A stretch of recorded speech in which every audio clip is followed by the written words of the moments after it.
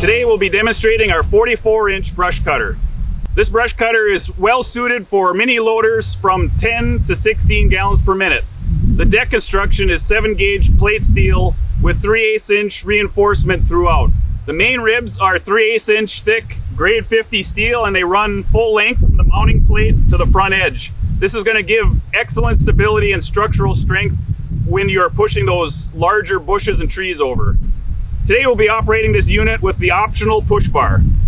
Safety is always important when operating brush cutters.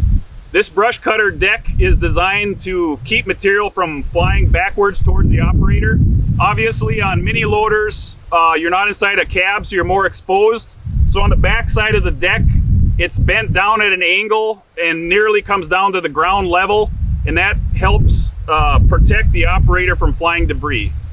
This unit uses 2 blades that are approximately 6 pounds each.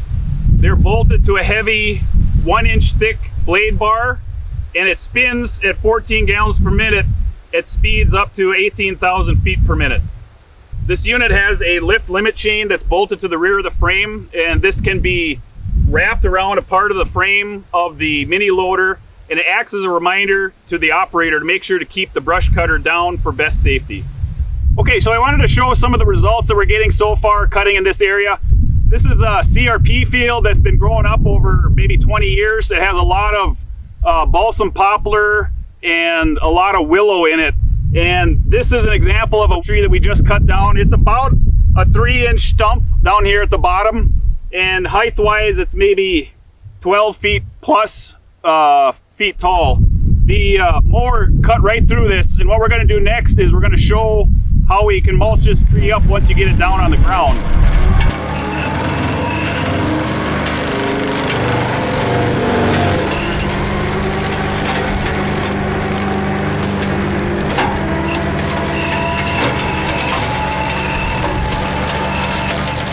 I also wanted to show that with the higher tip speed, this mower does an excellent job of cutting grass and small brush. Okay, so I wanted to talk a little bit about the mowing that we did right here. There's an old trail through this portion of the woods here, and it had grown up over the course of 5 or 10 years with a lot of English buckthorn, which is what this is. English buckthorn grows very quickly and drowns out a lot of other species of brush. It's an invasive species, and it's fairly tough. It's fairly hard to mow, but we were able to come in here and mow down and clean this all up and actually mulch it up with just 1 or 2 passes here. And most of this English buckthorn was about 1 inch or less. There were some bunches of it that were thicker, but it walked right through it. It mowed really quick. Like I said, I did about 4 passes here, and maybe over the course of 20 to 30 minutes, and we opened up this trail, so it looks really good. Okay, so we've come out to this ditch to show you what we can do in terms of mowing grass. We mowed some grass in the road ditch over here. That grass is what I call broom grass. It's typically shorter. It doesn't have as many leaves. It has a pretty stiff stalk. It mows fairly easy. This grass is what I call swamp grass. It's about twice as tall or more as the broom grass, and has a lot more leaves, a lot more vegetation to it. The stalk's a lot bigger. In some places here it's so thick that it's kind of lodged. We've had a lot of rain, and so this ditch has been green all summer. When I got to the far end of this ditch, I actually ran into the end of a culvert. I knew the culvert was there, but I couldn't see it, and I couldn't tell where it was.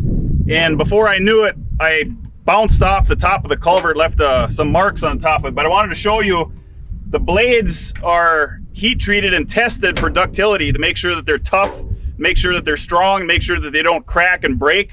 The blade bolts that we use are the same blade bolts we use on our full-size brush cutters. So they're definitely oversized for this application.